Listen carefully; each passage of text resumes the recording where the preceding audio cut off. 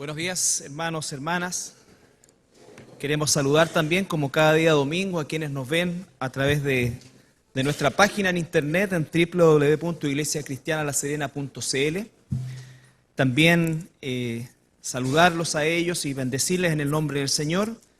Hay personas que nos siguen durante bastante tiempo en distintos lugares, no solamente en nuestro país, sino que también por bendición de Dios, ¿no es cierto?, por voluntad de Dios, en otros países. Así es que les damos gracias al Señor y esperamos realmente que Dios se glorifique a través de cada una de las palabras que salen de su propia Biblia. El día de hoy vamos a continuar con este tema que vamos a finalizar antes del 15 de diciembre.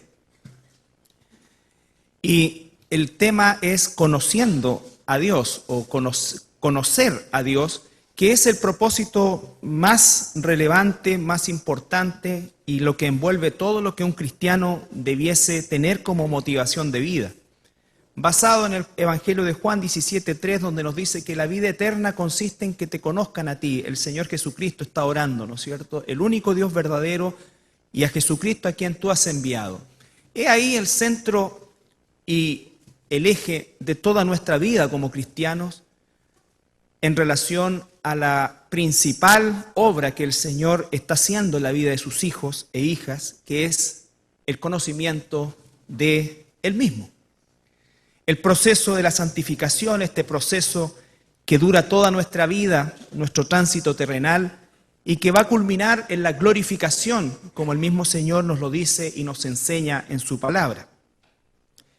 El propósito principal de todo este estudio es justamente que nosotros podamos tener una concepción y una visión mucho más bíblica de quién es Dios y que por supuesto también podamos aumentar en nosotros ese conocimiento de tal manera que el temor de Dios que la Biblia nos dice, que es esa reverencia, ese respeto, ese saber quién es Dios, realmente sea el que comande nuestras acciones. Porque como hijos de Dios estamos sujetos permanentemente a decisiones y nuestras decisiones o hacen la voluntad de Dios o no hacen la voluntad de Dios. No hay un proceso intermedio, no hay una tercera opción. Por lo tanto, estamos todos aquí nosotros sabiendo que somos falibles, sabiendo que somos pecadores, pero también sabiendo que hemos sido salvados por la gracia del Espíritu Santo y que el Espíritu Santo que mora en nosotros nos va a guiar siempre como el ciervo que brama por las corrientes de las aguas. Así clamará nuestra alma por la palabra de Dios. Por eso también que hemos invertido mucho tiempo en establecer un verdadero evangelio, un evangelio que sea el evangelio que la Biblia nos enseña a predicar y a comunicar, el evangelio que Dios quiere que el mundo conozca, el evangelio que va a llamar a las verdaderas ovejas de Dios, el evangelio que va a hacer la diferencia en la vida de un ser humano verdaderamente. No el evangelio que se va a acoplar a mis carnales intereses, ni siquiera a mis propias aspiraciones, por muy positivas o sanas que éstas me parezcan. El evangelio verdadero es una rendición total a la persona de Jesucristo. Es sujetarse y someterse voluntariamente a una soberanía que está absolutamente fuera de nosotros y en la cual nosotros no tenemos una injerencia y nuestro único privilegio es obedecer. No estamos puestos como cristianos para sugerir cosas, para inventar cosas, ni para tramar cosas. Estamos puestos como hijos de Dios y ese era el llamado. Por eso es que es tan sobrenatural realmente el que tú o yo seamos hijos de Dios. Porque cuando se comenzó a predicar el Evangelio, el llamado, en el tiempo en que se comenzó a predicar, el 60% de la población del mundo estaba bajo la esclavitud, de alguna manera, de alguna forma. Y por supuesto, nadie que tenga sus 5 sentidos normales quisiera vivir como un esclavo. Sin embargo, el Evangelio, como se predicó en el principio y se debiera seguir predicando hoy, ¿no es cierto?, es el llamado a hacerte esclavo de Jesucristo, a hacerte esclavo de Jesucristo. Entonces piensen ustedes lo chocante que significaba en una cultura, en una sociedad donde el 60% de los seres humanos vivían bajo el yugo de una esclavitud, que el llamado supuesto a ser liberados fuera, ¿no es cierto?, te invito a hacerte esclavo de Jesucristo. Y estamos hablando no solamente de una persona como Jesucristo nuestro Señor, sino que además de un Cristo crucificado. El llamado es a tomar una cruz y a seguirle, el llamado es a morir para vivir, el llamado es a dar, a perder, a entregar, a dejar. Cosas que están absolutamente ajenas a nuestra naturaleza humana. Entonces, el conocimiento de Dios nos permite realmente calibrar nuestra espiritualidad y sujetarla verdaderamente a la palabra de Dios. Por eso es que, vuelvo a insistir, hemos insistido en el llamado al arrepentimiento, en el hecho de que efectivamente una persona que verdaderamente ha sido transformada por el Espíritu Santo va a dar frutos. Es un proceso absolutamente natural. Es un árbol bueno que va a dar fruto bueno. No existe un árbol bueno que dé fruto malo, ni un árbol malo que dé fruto bueno. Entonces es una consecuencia lógica de la transformación. El Espíritu Santo que nos salvó, por el poder del Espíritu Santo con que fuimos salvados, es el mismo poder que nos transforma. Por lo tanto, la transformación es un proceso que va a ocurrir sí o sí en la vida de un verdadero cristiano. Por eso es que cuando vemos vidas sin frutos que proclaman un cristianismo solamente verbal, si quisiéramos realmente exhortar, animar y hacer un gesto de amor por esa persona, es llamarlo al arrepentimiento y al análisis de acuerdo a la Escritura de si la persona es o no cristiana. ¿Saben por qué? Porque efectivamente todos nosotros tenemos fecha de vencimiento. Nos vamos a morir. Todos nosotros somos mortales.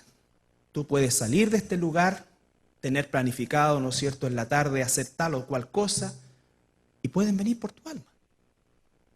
Entonces, esa realidad inminente en la cual vivimos permanentemente es exactamente la razón del por cual nosotros debemos tener una certeza espiritual de que somos hijos de Dios. Porque si no somos hijos de Dios, en un abrir y cerrar de ojos despertaremos en el infierno, en el fuego ardiente, horrendo, que es la prisión preventiva para posteriormente, después de 1000 años después del rapto, pasar ante el tribunal de Cristo, recibir la sentencia definitiva e ir al lago de fuego, que es la muerte segunda. Pero si soy un hijo, una hija de Dios verdaderamente, no debo tener temor de nada. ¿Por qué? Porque efectivamente Dios ha prometido no solamente resucitarme, sino que también glorificarme con Él. El contraste entre la perdición y la salvación es tan inmenso, es imposible de transmitir en su totalidad.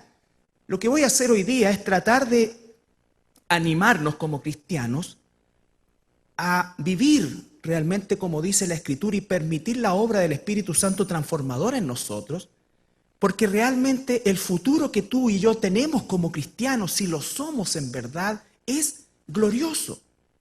No hay nada en este mundo que pueda compararse con la gloria venidera. Es por eso, hermanos míos, que las promesas de Dios para nuestro tránsito terrenal son promesas solamente de resistencia.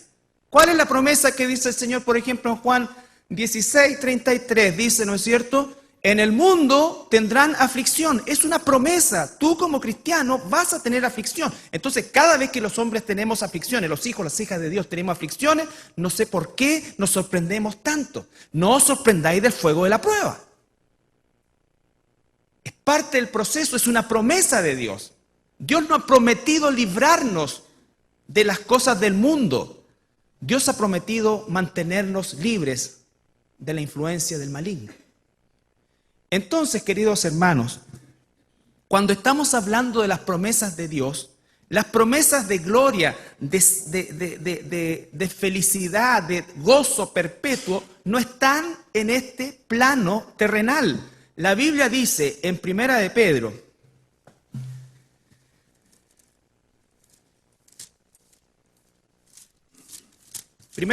capítulo 2, versículo 11 y 12. nos va a dar nuestras características. Y con esto no estoy diciendo que tengamos una vida escapista, una vida indisciplinada, una vida, ¿no es cierto?, fuera de los márgenes que la Biblia nos presenta. Primera de Pedro capítulo 2, versículos 11 y 12. Dice, amados, yo os ruego, ¿cómo? A extranjeros y peregrinos. Extranjeros y peregrinos. Cuando tú naciste de nuevo, tú inmediatamente adquiriste tu ciudadanía definitiva, y tu ciudadanía definitiva es los cielos.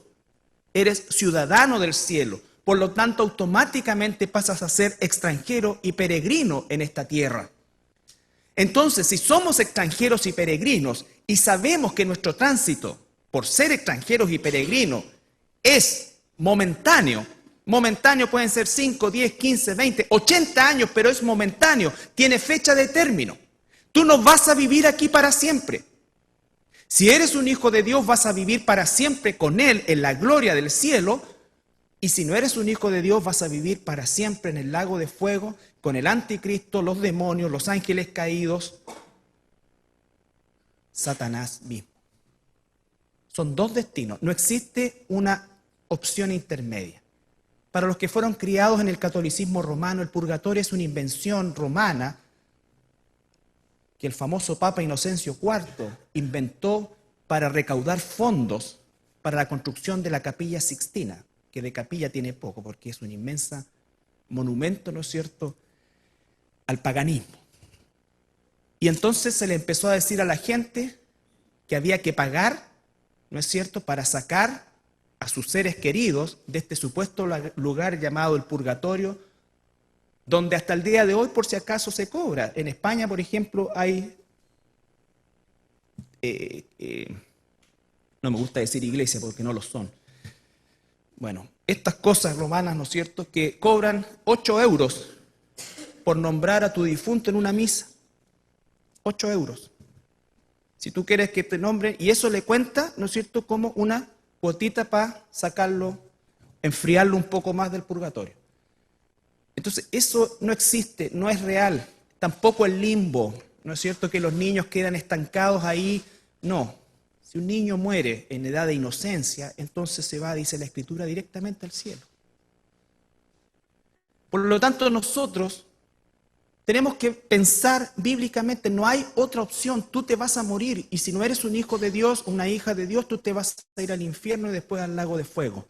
Pero si eres un hijo de Dios, una hija de Dios, que estás dando fruto, que realmente estás dando la buena batalla de la fe, de luchar contra el pecado, no de dejarte llevar por el pecado, que verdaderamente hay fruto en tu vida.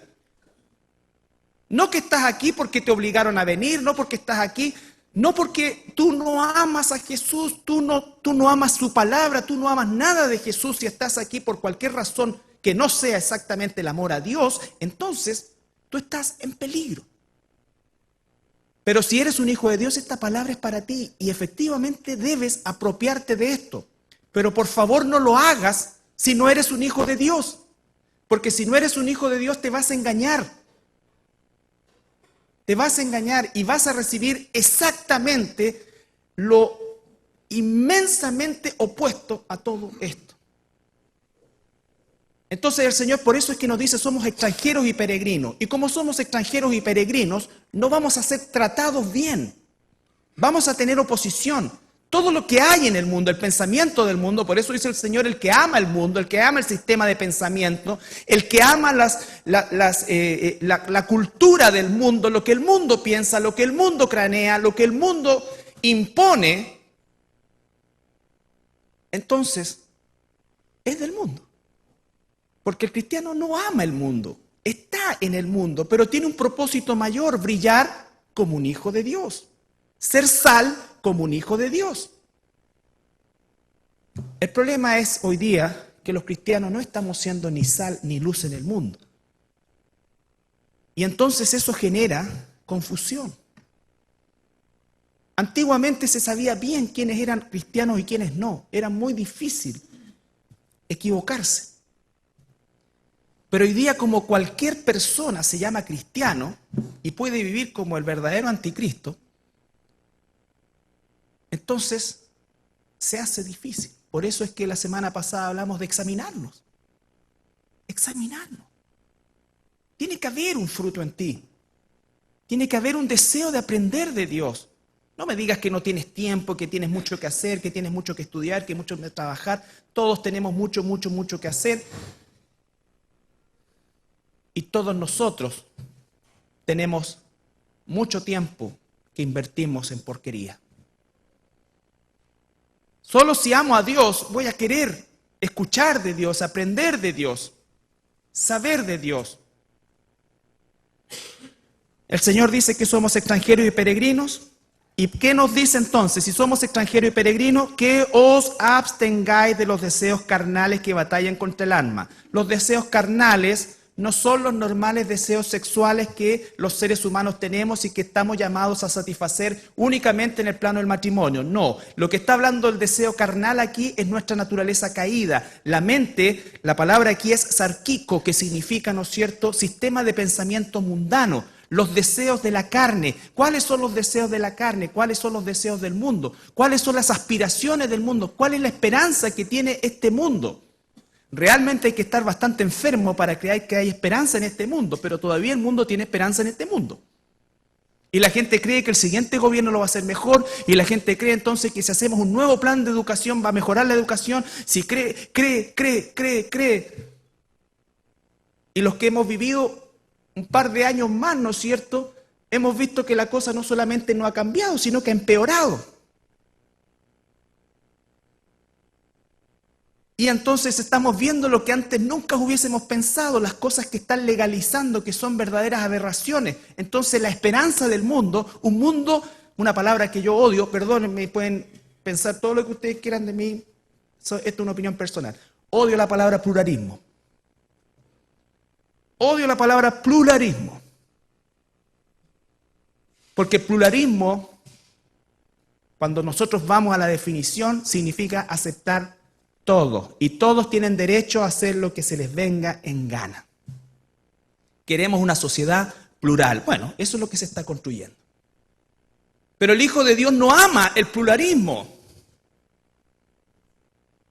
El Hijo de Dios ama la dirección de su amo. El cristiano no es pluralista, tiene una sola manera de pensar, que es la manera que Cristo le da. No acepta otra cosa, va en el camino estrecho.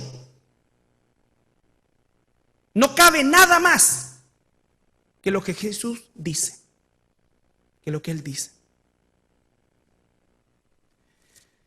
O diversidad, que diversidad es una palabra que pudiésemos ocupar nosotros, pero que hoy día está absolutamente corrompida. Dios ama la diversidad y de hecho Él hizo todo diverso. Hizo distintas razas, hizo distintas flores, muchas cosas distintas, la diversidad. Pero lo que se está promulgando hoy día como diversidad es permisividad, rompiendo todos los límites morales, espirituales, incluso naturales, bajo un concepto de diversidad. ¿Qué es lo que Dios entonces promete a sus hijos? Les dice, hijos míos, nos dice, somos extranjeros y peregrinos. Si tú, por ejemplo, te fueras de vacaciones a un lugar bonito, donde tuvieras que levantar una carpa y trataría de estar lo mejor posible, porque vas a estar 15 días, según la legislación chilena, hábiles, ¿no es cierto?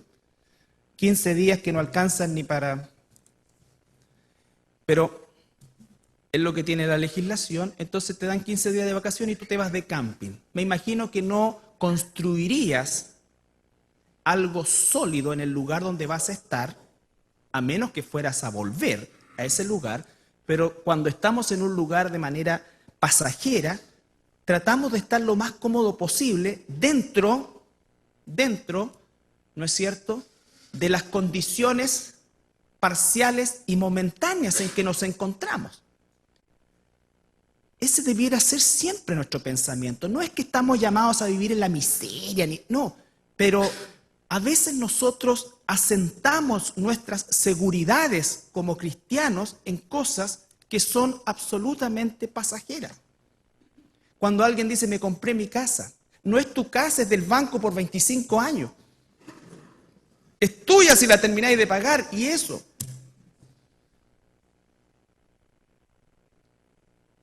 Entonces, no estoy hablando con esto que no ahorren ni el subsidio, el pastor dijo que nadie se compra acá. No. Estoy hablando de las confianzas que nosotros tenemos. Claro, si Dios nos abre puertas, nos abre posibilidades, amén. Pero no puede ser esa la confianza en que tenga puesta mi vida. ¿Por qué? Porque el Señor dice que somos extranjeros y peregrinos. ¿Qué nos dice Él? En Romanos 8, 18, 21.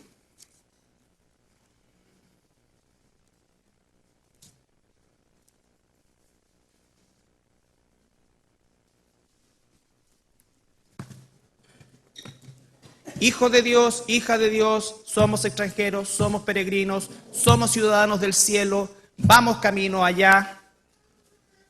Si Dios nos permite vivir años en esta etapa, es porque Él tiene propósito con nosotros que va más allá del propósito por el cual estudiamos, trabajamos o hacemos lo que hacemos. Romanos 8, 18.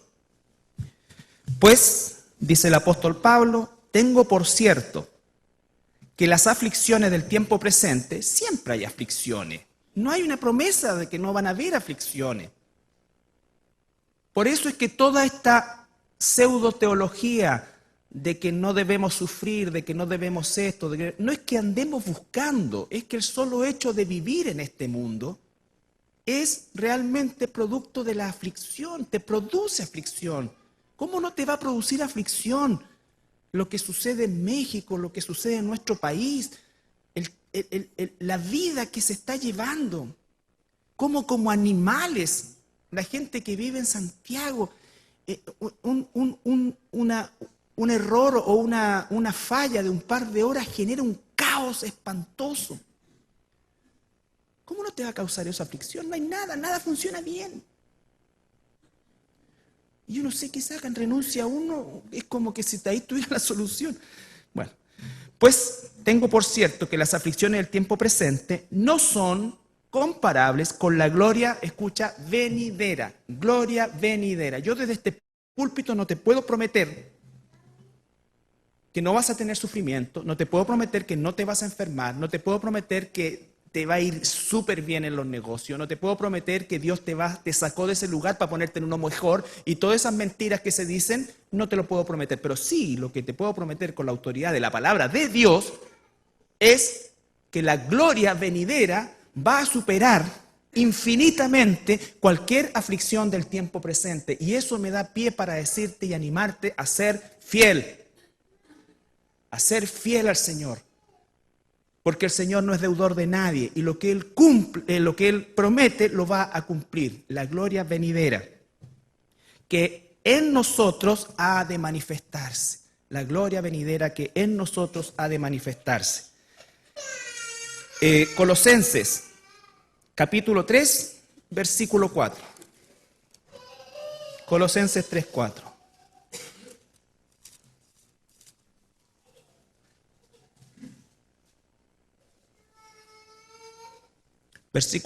Capítulo 3, versículo 1 al 4.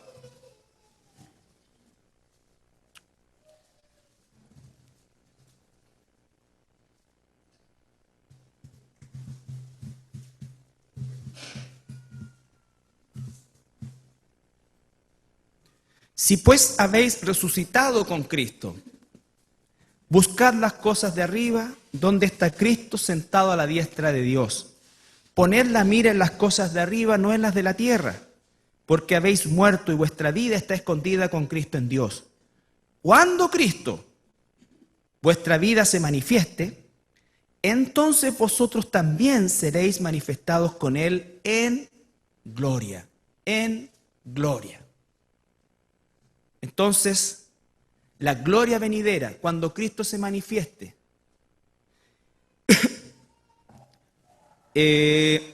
Filipenses 3:21.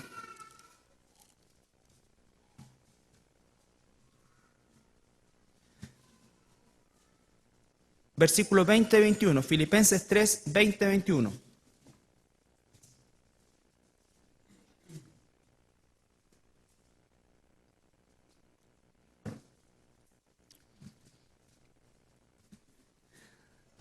Mas nuestra ciudadanía está en los cielos, de donde también esperamos al Salvador, al Señor Jesucristo, el cual transformará el cuerpo de la humillación nuestra para que sea semejante al cuerpo de la gloria suya. ¿Está escuchando estas palabras, hermano, hermana? El cual transformará el cuerpo de la humillación nuestra para que sea semejante al cuerpo de la gloria suya. No solamente nos salvó del infierno, sino que nos va a hacer semejantes a Él. Por eso es que hoy día está haciéndote semejante a Él. ¿En qué? En su carácter. Por eso es que permite que haya aflicción en tu vida, en mi vida. Por eso es que quiere que pongamos la vista en las cosas de arriba, porque Él nos va a hacer un día semejantes corporalmente a Él. Cuando Jesús murió y resucitó, cuando resucitó siguió siendo Jesús. Tú vas a ser tú, pero glorificado, glorificada. Vas a ser tú. No podemos explicar exactamente cómo va a ser, pero dice que vamos a ser glorificados. Cuando se aparece Moisés y Elías en el monte de la transfiguración, eran Moisés y Elías.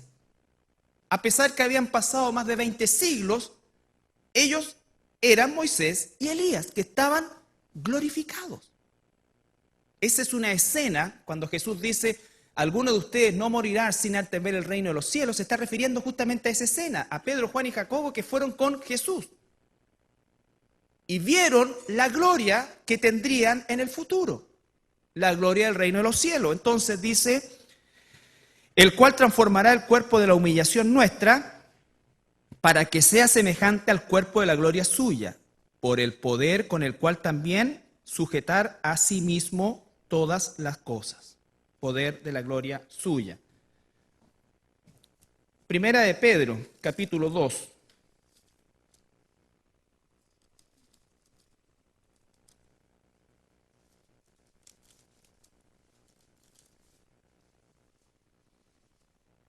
Perdón, Primera de Pedro, capítulo 1,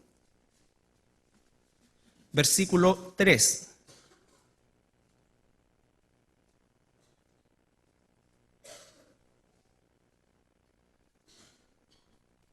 Bendito el Dios y Padre de nuestro Señor Jesucristo, que según su gran misericordia nos hizo renacer para una esperanza viva por la resurrección de los muertos, por la resurrección de Jesucristo de los muertos, para una herencia.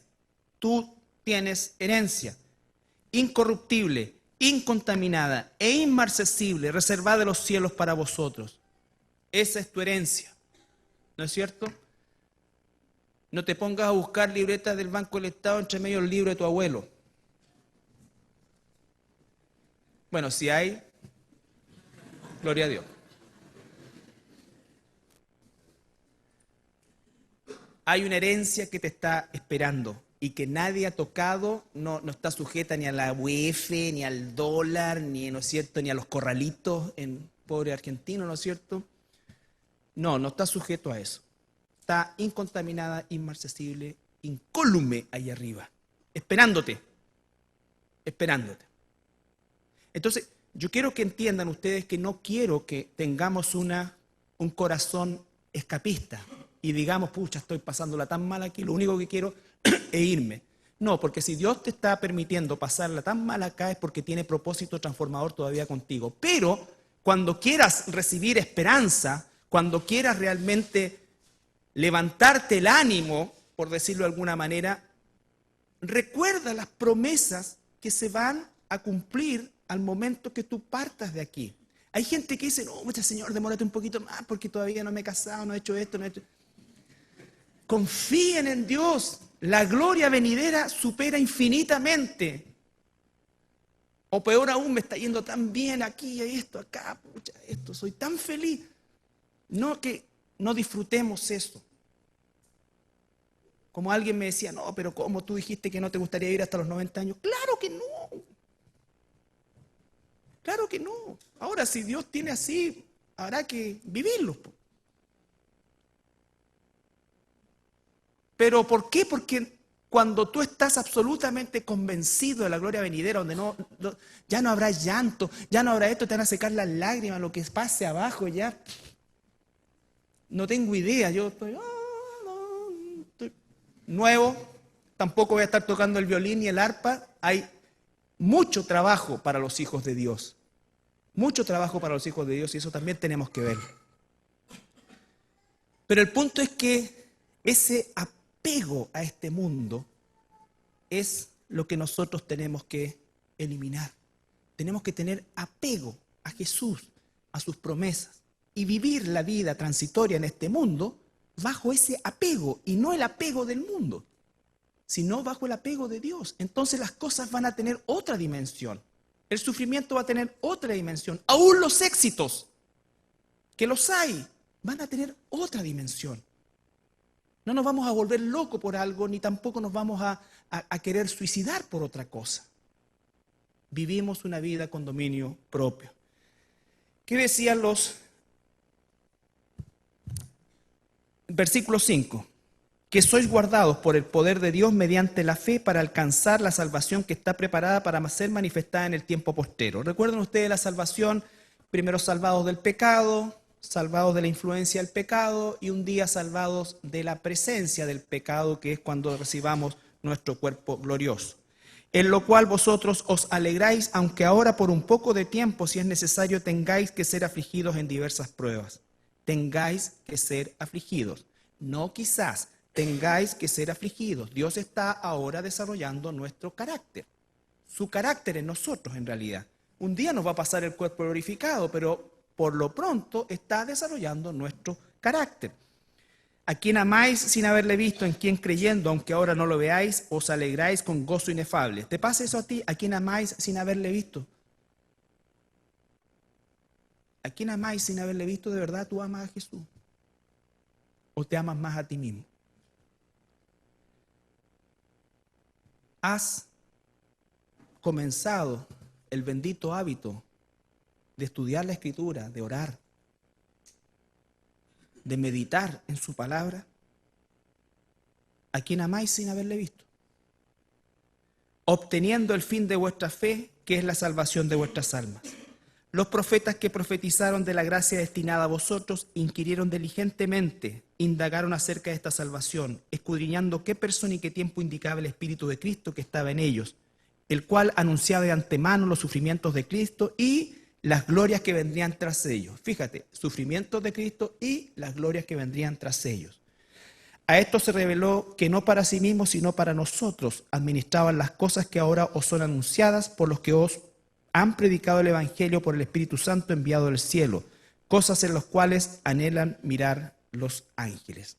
Si siguiéramos el versículo 13, por eso es que a raíz de esto, a raíz de esta esperanza que Él tiene reservada para nosotros, de esta herencia incorruptible, inmarcesible, no contaminada, ¿no es cierto?, que está reservada para nosotros, que le amamos sin haberle visto, ese por tanto, que está en el versículo 13, hace alusión justamente a todo lo anterior.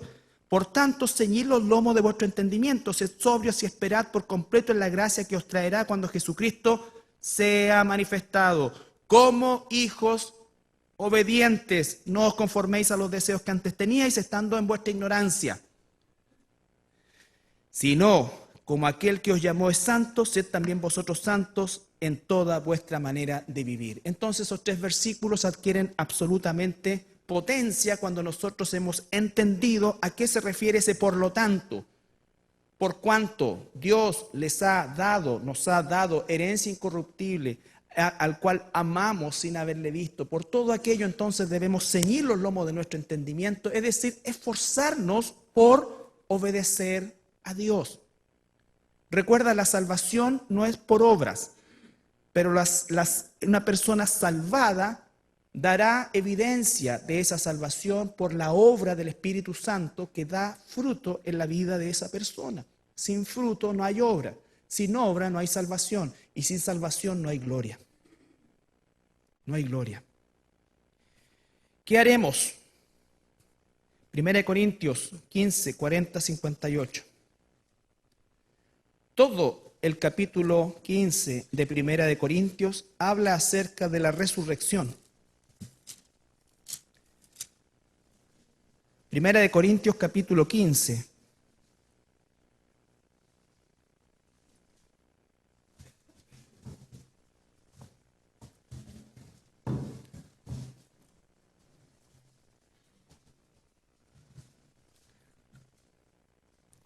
Vamos a ir desde el versículo 42.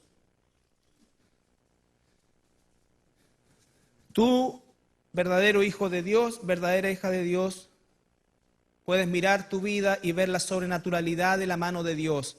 ¿Cómo ves la sobrenaturalidad de la mano de Dios? Porque realmente ahora amas lo que Dios ama y odias lo que Dios odia.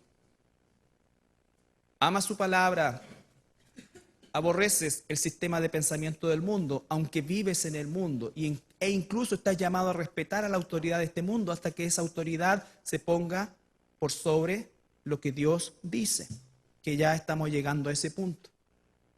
Cuando nosotros nos opongamos, ¿no es cierto?, y sigamos predicando todo el consejo de Dios en relación al aspecto moral de esta sociedad, seguramente habrán instrumentos ya legales para tratar, ¿no es cierto?, de acallarnos, pero ahí ya nosotros debemos seguir haciendo la voluntad de Dios.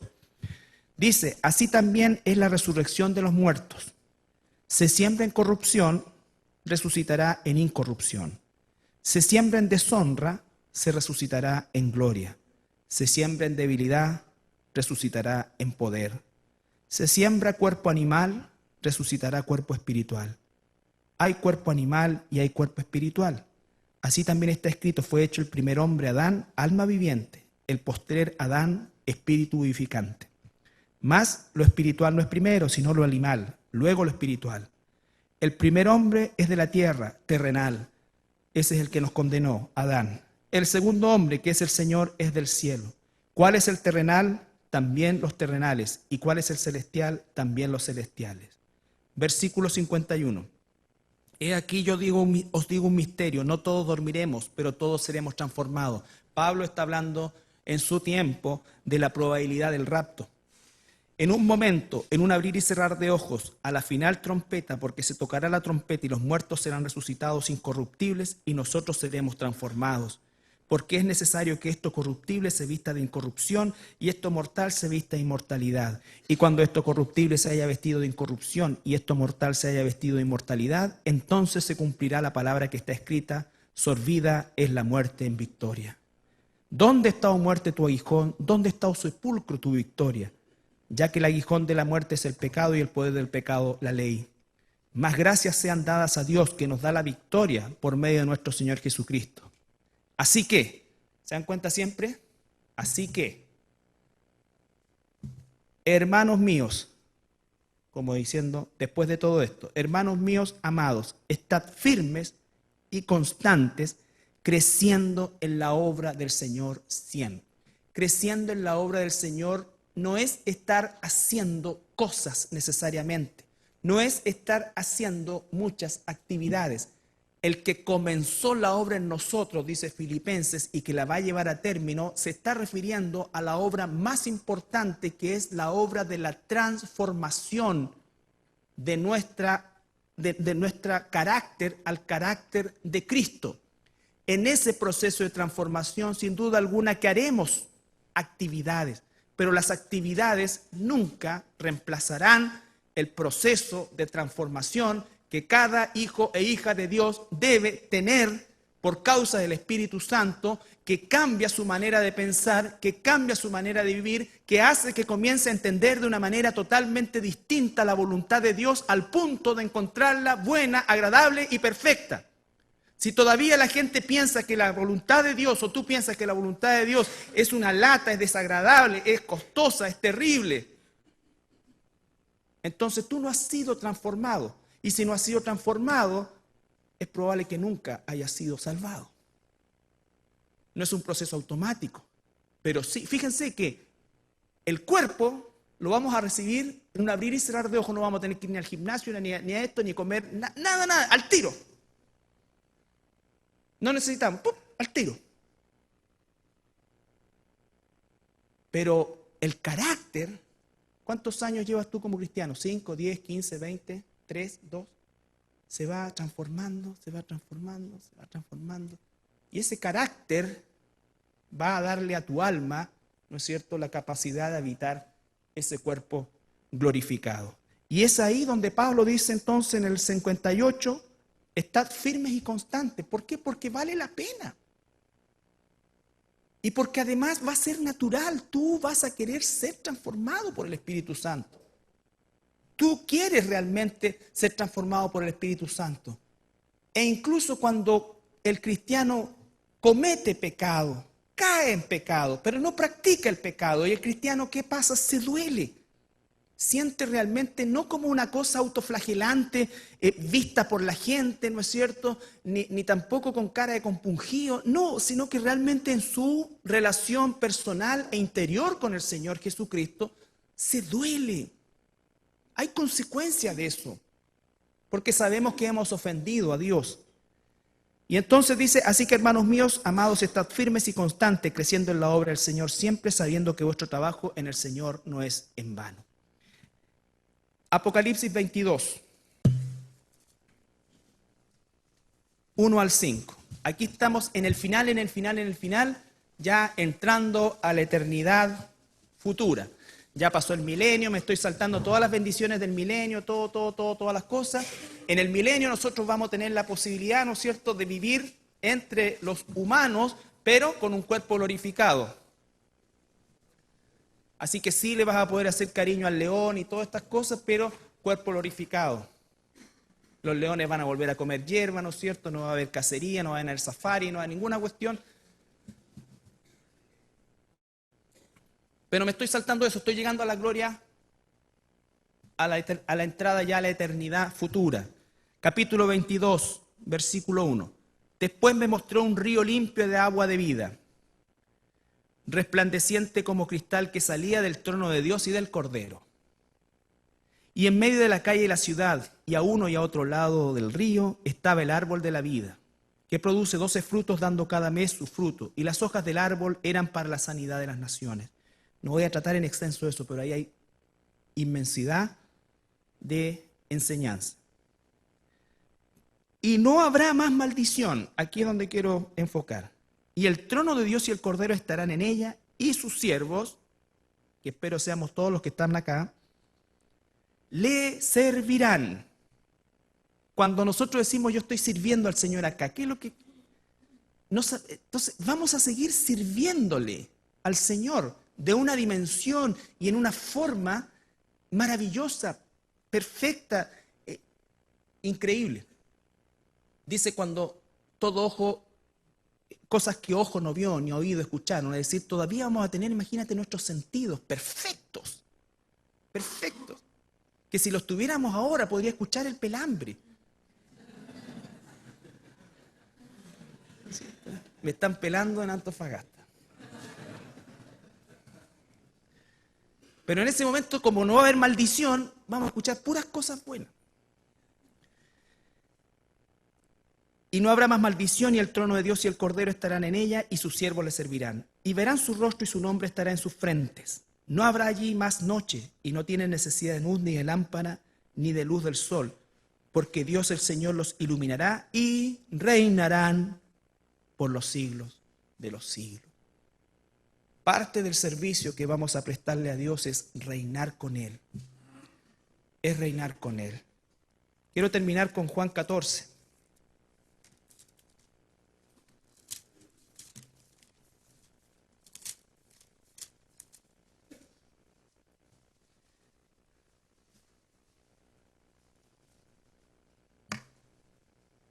Juan 14, 1 al 3.